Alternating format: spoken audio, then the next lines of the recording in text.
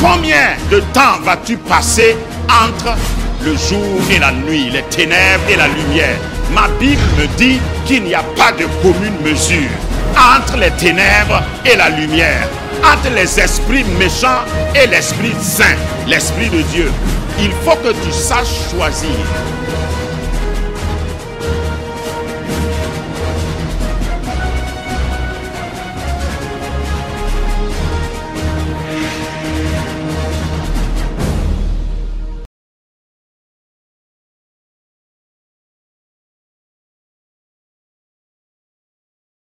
Gare à celui, en tant que chrétien, qui va sponsoriser le mal dans sa famille.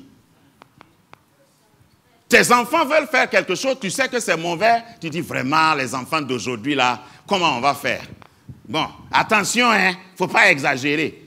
Même si vous allez pécher, péchez un peu. Tu es un Akab. Et il n'y a pas de place pour toi dans le royaume. Il n'y a pas de place pour un idolâtre dans le royaume. Même si tu chantes bien à l'église. Il y en a qui chantent bien à l'église, qui chantent bien aussi dans le monde. Tu n'as rien fait d'exceptionnel. Tu connais la loi de Dieu. Tu as des prophètes comme Élie dans ta nation que tu reconnais comme prophètes, mais tu as aussi recruté des prophètes de Baal et d'Astarté dans ton royaume, dans ton entreprise, dans ta famille. Il faut que tu décides. Il faut que tu prennes une décision radicale. Souvent, je crois que ça relève du fait que nous ne savons même pas qui est Dieu. Si tu sais qui est l'Éternel, qui répond par le feu, tu ne vas pas t'amuser avec ta vie chrétienne. Parce que le fait que toi, tu décides de corrompre le message, l'évangile, la vie chrétienne, ça ne fera pas que Dieu va changer ses standards. C'est toi qui perdras à la fin. Dieu va repérer ceux qui appartiennent à lui sincèrement. La parole de Dieu dit que les yeux de l'Éternel parcourent la terre pour voir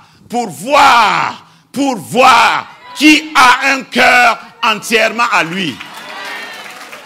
Depuis les temps immémoriaux, c'est ce que Dieu fait dans l'église. Le Dieu que je prêche s'en fout d'une église pleine. Il parcourt la terre pour voir qui a un cœur tout entier à lui. Donc si tu viens à l'église et tu veux être collaborateur, collaboratrice du diable, venir à l'église et continuer d'être sponsorisé par Akab, venir à l'église pour être messagère et messager de Jézabel. Attention, combien de temps vas-tu clocher de part et d'autre? Ça fait longtemps que Dieu t'a démontré sa fidélité. Ça fait longtemps qu'il t'a sauvé. Ça fait longtemps. Combien de temps vas-tu continuer? Il ne faut pas jouer avec la patience de l'Éternel. S'il est patient, ce n'est pas parce qu'il est faible. S'il est patient, ce n'est pas parce qu'il a dilué ses méthodes. S'il est patient, ce n'est pas parce qu'il a changé ses principes. Dieu reste fidèle. Il est fidèle à sa parole. L'âme qui pêche, c'est celle qui mourra. Je suis prêt à me tenir à la brèche pour toi. Mais si tu refuses de changer, il n'y a aucun sacrifice disponible encore pour le chrétien qui connaît la vérité et qui décide de rester dans le mensonge, de vivre dans le péché, de collaborer avec ceux qui n'aiment pas Dieu. Tu es ici et quand tu sors d'ici, tes paroles ne reflètent pas ce qu'on dit ici. Tes actes n'ont rien à voir avec ce que tu reçois ici. Tu es un Akab. Et Dieu a une destinée pour tous les Akab. C'est-à-dire, il a une fin qu'il a prévue pour tous les Akab. Jézabel, c'est cette créature qui s'amuse, qui prend plaisir à couper les têtes des prophètes, à assassiner les prophètes. Et dans la parole de Dieu, dans les évangiles, Jésus a pleuré au moins 3 fois. Une fois, il a pleuré sur la tombe de Lazare. Pas parce qu'il ne pouvait pas, mais parce que les gens autour de lui étaient incrédules. Donc, il a pleuré avant de ressusciter Lazare. Il y en a qui ne comprennent pas ça. Jésus n'a pas pleuré parce que Lazare est mort, il a pleuré parce que les gens ne croient pas en lui. Les gens qui sont ici, alors qu'il va ressusciter Lazare, il dit, Père, ce n'est pas pour moi parce que tu m'as toujours exaucé, je te prie pour ceux qui me regardent. Et c'est ça qui a fait pleurer Jésus. La deuxième fois, il a pleuré sur Israël. Il a dit, Israël, combien de fois Dieu a voulu te rassembler auprès de lui, comme une poule, une mère poule rassemble ses petits. Mais tu tues les prophètes. Jésus a pleuré à cette deuxième occasion. Après, Jésus a pleuré à Gethsémani. Mais entre la résurrection de Lazare et Gethsémani, il a pleuré sur son peuple. Le peuple qui connaissait la vérité. Quand il repère un prophète, il le lapide. Il l'assassine. Regardez, écoutez-moi bien, peuple de Dieu. Aujourd'hui encore, Dieu a des Élie. Même s'il y a des faux prophètes, même s'il y a des prophètes de Baal et d'Astarté, il y a encore des Élie aujourd'hui. Le problème est qu'au sein du peuple de Dieu, il y a des assassins de prophètes. Et Jésus pleure encore. Mais il ne pleure pas comme quelqu'un qui est dans l'humanité. Il pleure de ton sort en te donnant encore 1 an de plus, 2 ans de plus. Mais si tu ne changes pas, il ne va pas renouveler son contrat de vie avec toi. Ce que je veux dire, tu peux en mourir. C'est vrai, nous sommes au temps de la grâce, mais un message aussi lourd que ce que j'ai reçu et ce que j'ai en train de prêcher, c'est un avertissement pour quelqu'un. Vous pensez que Dieu ne peut pas tuer? Dieu peut encore tuer. Et comme T.D. Jakes aime le dire, si Dieu tue quelqu'un, ce n'est pas un assassinat, c'est un jugement. C'est lui qui les crée. On te tue et on crée quelqu'un d'autre comme toi, exactement comme toi, qui prend ta place. Va te plaindre au tribunal de ton choix. Va convoquer Dieu là où tu veux. Dieu est souverain. Il faut choisir entre Baal et l'éternel Dieu. Tu ne peux pas avoir un prophète dans l'église et puis aussi avoir un petit féticheur, charlatan. Tu rentres au village et quelquefois tu fais comme Akab. Au lieu d'aller toi-même, tu envoies quelqu'un. Il faut aller voir. Tu sais, moi je ne peux plus faire ça, mais je vais te financer. Tu vas aller en notre nom. Va consulter, voir qu'est-ce que ça dit. Le serpent de Moïse a avalé les serpents des magiciens. Aujourd'hui encore, sous le son de ma voix, tout autre serpent qui n'est pas celui de Moïse sera avalé. Je déclare d'ailleurs sur ta vie que toute personne qui veut lutter contre toi, passant par les prophètes de Baal et d'Astarté, je décrète leur fin. Je mets au chômage leurs serviteurs et servantes. Tout esprit de sorcellerie, sous le son de ma voix, je les mets sous arrestation. Le fait que tu viennes à l'église et tu crois que personne ne sait ce que tu fais, personne ne te voit, au fait, c'est la manifestation de la patience de Dieu. Dieu te voit bien même. Il t'a donné un temps. Et je sens dans mes entrailles comme si Dieu est en train de dire ton temps court à sa fin. Fais attention. La porte de la grâce a un temps de fermeture. Si tu ne te répands pas, bientôt ça sera trop tard. Et moi je suis résolu. Peut-être que tous les chrétiens ne sont pas à ce niveau, mais moi je suis résolu. Si tu as un blocage devant moi, tu as 2 choix. Ou bien tu te répands, ou bien tu disparais.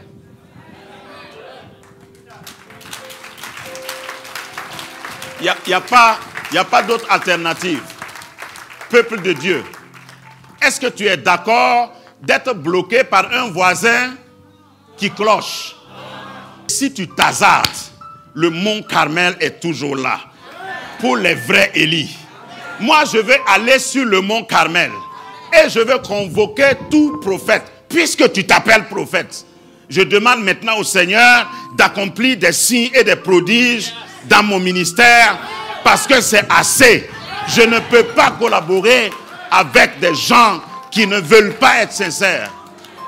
Si c'est l'Éternel qui est Dieu, va vers lui. Si c'est Astarté, fais ton choix.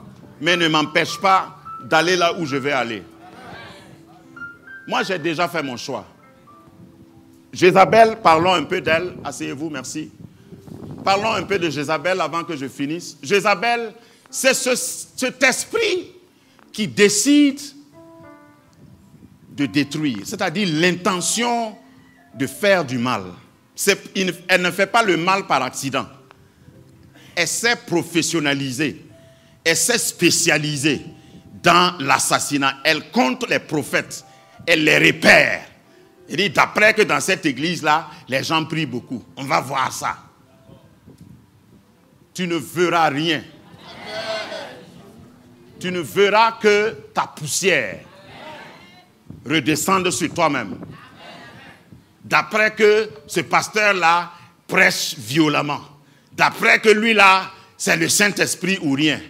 On verra ça. Lève-toi. Rassemble ton armée et tu seras dispersé. Vous savez, quand on veut faire une voie bitumée, il y a des arbres qu'on déracine. Il y a même des maisons, il y a des villages qu'on traverse. Qui es-tu pour bloquer le passage de l'ange de l'Éternel? Pour bloquer le passage de l'armée de l'Éternel? Tu seras déraciné, rasé, bitumé. On ne reconnaîtra plus où tu étais. Dieu est lent à la colère. Mais il y a aussi le Dieu qui répond par le feu. Donc voilà que Élie, dans sa témérité, convoque. Il va vers Akab, Akab lui dit, c'est toi qui trouves donc le peuple. Ça fait 2 index virulents. Akab dit, c'est toi donc qui troubles le peuple. Et Élie répond, c'est pas moi, c'est toi au contraire qui trouble le peuple. Vous voyez pourquoi je presse comme ça? Parce que si Élie descendait ici, il allait faire pire que moi. Il y en a qui allaient fuir, laisser leur moto. Parce que lui, il convoque et il descend à la vallée avec une machette. Mais quand je pense à Élie, je me demande d'où lui est venu ce courage. Ce n'est pas humain. Il y avait 450 prophètes et 400 prophètes d'Astarté. Ça fait combien? 850. Contre 1. La Bible dit explicitement qu'il a fait descendre les 450 là dans la vallée. Et le mont Carmel est un peu au-dessus de la Méditerranée. C'est une montagne qui est juste proche de la mer. Donc je ne sais pas si c'est vers la mer Méditerranée qu'il est descendu avec eux. La Bible dit qu'il les a tous égorgés. Imaginez le sang qui a coulé le jour. 450 gaillards adultes, lui seul. Ne me dites pas que ça c'est un courage humain. Regarde, quand je presse comme ça, il y en a qui ont encore des doutes. Lorsqu'il s'agit du péché, Dieu traite durement tous ceux qui ont l'esprit d'Akab et de Jézabel. Il est patient, mais à un moment donné, tu ne vas même pas savoir d'où ça vient. 400 adultes qui ne peuvent pas se défendre. Même si la Bible ne le dit pas, ça veut dire que l'Esprit de Dieu les a hypnotisés, immobilisés. Ils étaient là. Et il fait chiap. Et il dit au suivant. Et lui aussi il vient, il fait chiap. Au suivant. Et lui aussi il vient, il fait chiap. Si tu es serviteur ou servante de Jézabel, que l'Esprit de Dieu t'arrête là où tu es maintenant. Ce qu'on va voir, c'est ton cadavre. Si tu ne changes pas, je n'ai pas un autre message pour toi. Parce que tu connais la vérité. Tu connais ce que c'est que la repentance. Tu sais ce que c'est que servir Dieu. Et d'ailleurs, tu utilises les réunions. Nous, on vient ici pour prier. Toi, tu viens pour enquêter. Vous voyez, à la base, je me suis intéressé à la définition de la sorcellerie. La définition simple de ce qu'on appelle sorcellerie, ça veut dire littéralement intercepter quelqu'un dans sa trajectoire et le dévier. C'est ce que ça veut dire. Tout ce que tu fais qui ressemble à ça, tu es un sorcier ou une sorcière. Quelqu'un qui est sur une voie, la bonne voie, tu vois qu'il est sur la bonne voie et tu l'interceptes, soit par des paroles, soit par la médisance, soit par des commérages, pour le dévier de sa voie, c'est de la sorcellerie. Ça veut dire que les médiseurs et médiseuses sont aussi des sorciers. Par définition. Ceux qui découragent les autres pour qu'ils ne fassent pas ce qu'ils doivent faire, c'est de la sorcellerie. Si tu vois un couple qui est bien heureux, ça peut ne même pas être dans le ministère. Tu vois monsieur et madame, ils s'entendent bien, et puis toi tu les interceptes pour les dévier. Tu es sorcier. Et ta fin n'est pas autre. Tu vas rejoindre Jézabel et Akab. Tu n'auras même pas d'enterrement, parce que c'est la fin de leur histoire. Pour le moment, tu es bien heureux parce que tu entends encore ma voix, tu entends la voix du Seigneur. Ma voix est petite. Le Saint-Esprit t'a averti plusieurs fois. Si je parle sans crainte, c'est parce que je sais. Je me suis mis à genoux pour certains que Dieu m'a montré. Pour dire, Seigneur, révèle-leur. Dieu t'a parlé, tu as refusé. Dieu fera toujours la différence entre ceux qui servent Dieu et ceux qui ne le servent pas. Et je suis fatigué de collaborer avec des faux serviteurs, faux servantes de Dieu. On prononce tous le même nom, le nom de Dieu, le nom de Jésus, alors que toi, tu n'es pas sincère. Grâce Académie, une vision, une plateforme, un cadre d'expression et d'épanouissement pour tout l'homme. Une ambassade du royaume de Dieu, un peuple d'adorateurs, un centre multiracial, une église sans cloison avec pour seule passion vivre la réalité de l'évangile de Jésus-Christ. Grâce Académie, une voix prophétique et une vision pour sa génération. Situé à Ouaga 2000, à 700 mètres de l'ambassade des États-Unis, côté Est. Grâce Académie.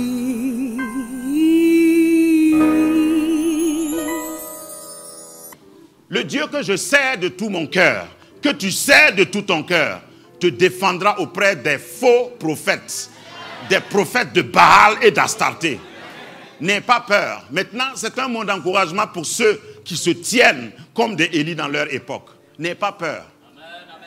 N'aie pas peur d'être minoritaire. Élie en était. Élie était minoritaire. Même si on prenait seulement ceux qui avaient le même titre que lui. Si tu es pasteur, tu peux être au milieu de 850 faux pasteurs et toi tu es seul. N'aie pas peur. Tu n'es pas le premier. Si tu es un chrétien fidèle, tu peux être minoritaire parmi 850 faux. N'aie pas peur. Ça n'a pas commencé par toi. Que Dieu nous aide. Oh, Grâce Académie, je voudrais que nous soyons sincères. Je suis fatigué de la fausse religion. Si je dois suivre Dieu juste pour ressembler à quelqu'un, ce n'est pas la peine. Ça ne vaut rien du tout. Tu as combien de temps à vivre? On ne va pas mourir le même jour.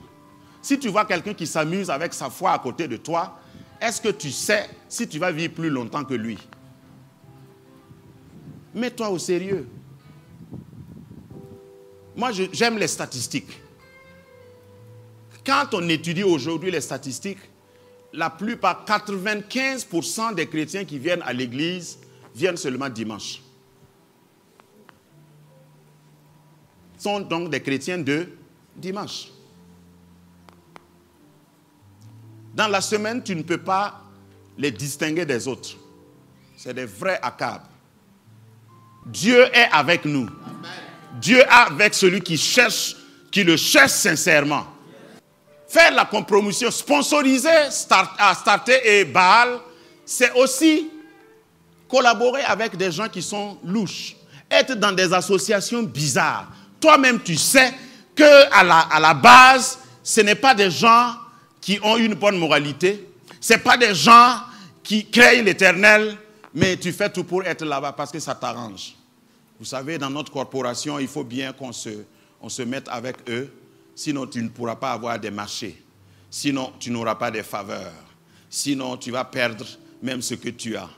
Ça, c'est être sponsor du mal. En tant que pasteur, le consigne que Dieu nous donne, nous les pasteurs, c'est de laisser l'ivraie et le bon grain croître ensemble. C'est pourquoi je ne peux pas chasser quelqu'un. Sinon, Dieu me révèle des gens qui méritent d'être chassés même avec des fouets. Et je le dis radicalement et littéralement. Mais Dieu nous défend de le faire.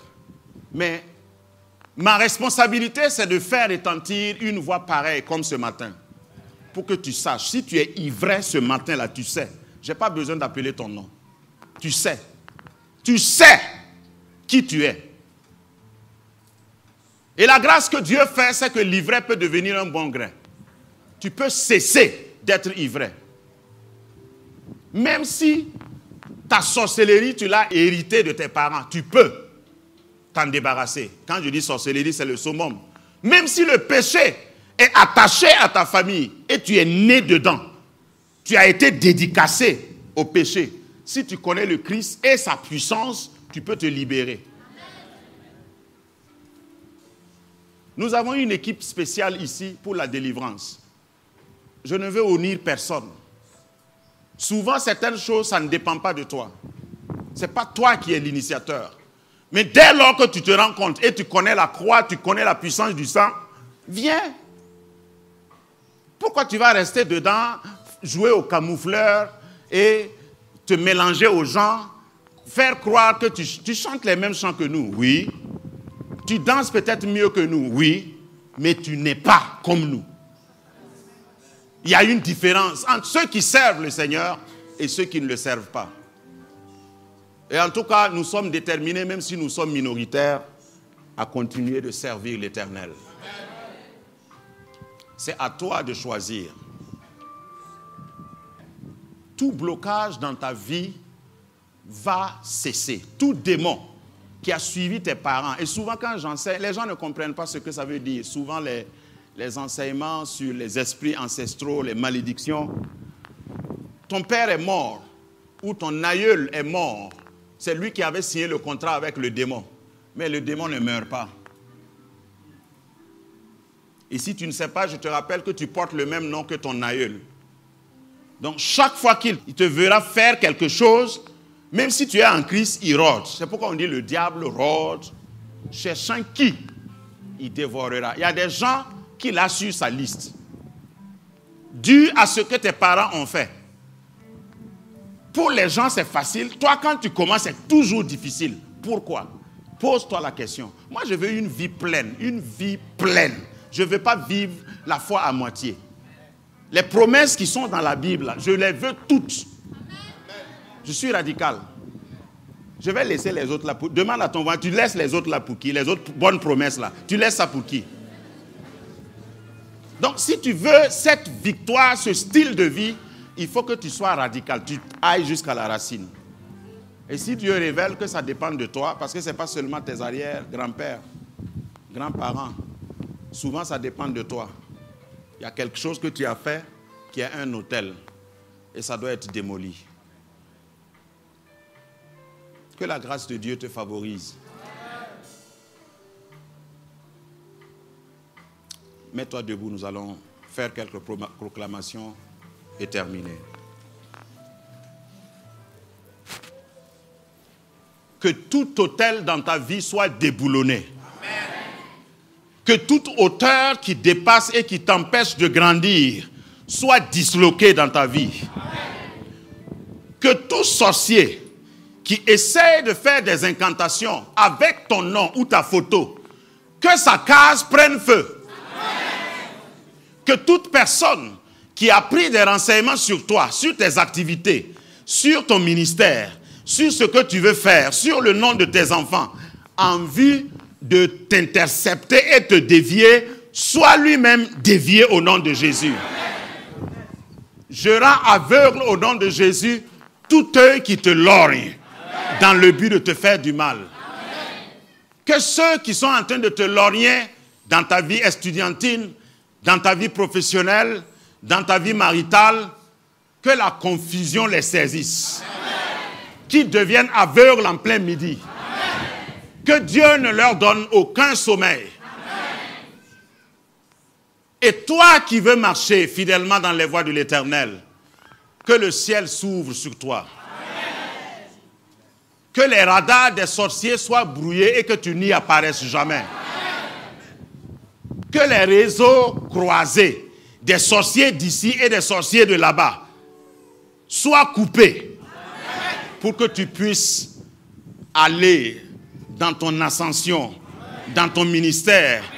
Que tes enfants grandissent dans la paix et dans la crainte de l'Éternel. Acclame le Seigneur. Alléluia. Alléluia.